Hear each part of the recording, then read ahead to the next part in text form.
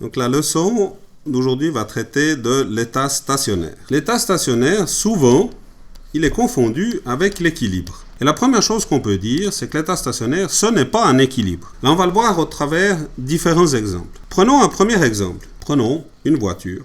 Alors, ne regardez pas le dessin, ce n'est pas ce qui est important ici. Prenons une petite voiture qui avance d'un endroit A à un endroit B. Si je prends cette voiture et puis que je trace sur un graphique, en fonction de la distance, je mets sa vitesse, la fonction parcourue. Eh bien, il part du point A pour arriver au point B.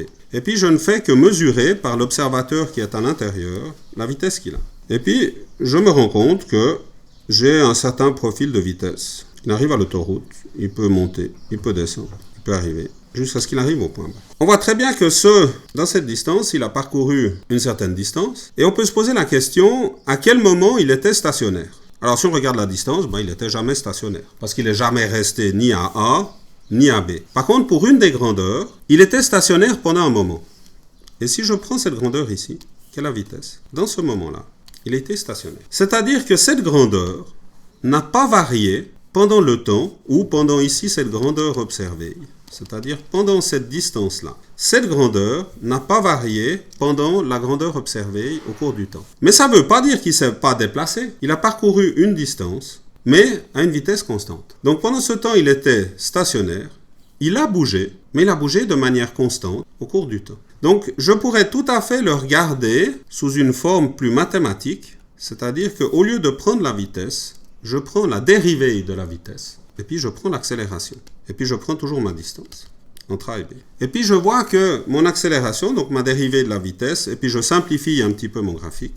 Je prends mes deux valeurs qui sont là. Donc on voit que si je reprends un petit peu ma dérivée, je peux avoir quelque chose qui n'est pas super constant au début, d'accord, ma première partie. J'ai quelque chose qui devient nul dans ma partie considérée ici.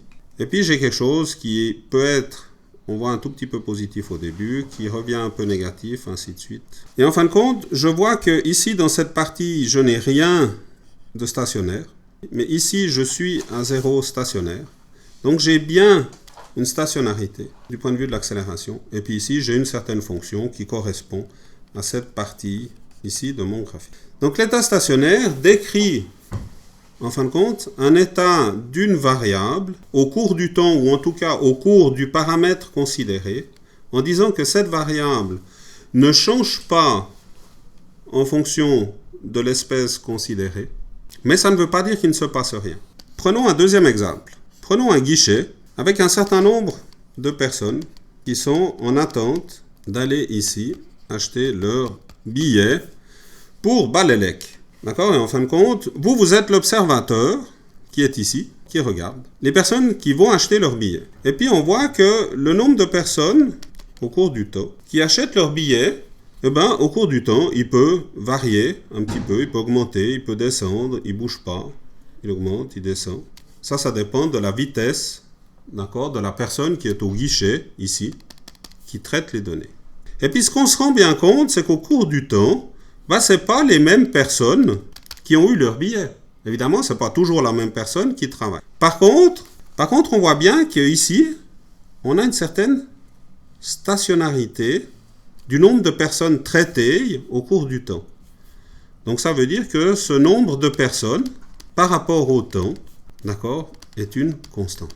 Donc si je devais faire la dérivée de ce nombre par rapport au temps, elle vaut 0.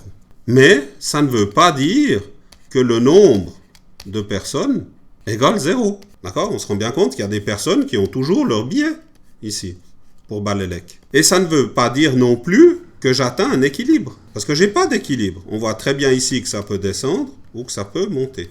Donc ce n'est pas un rythme de croisière, ce n'est pas un rythme d'équilibre, c'est simplement un état stationnaire.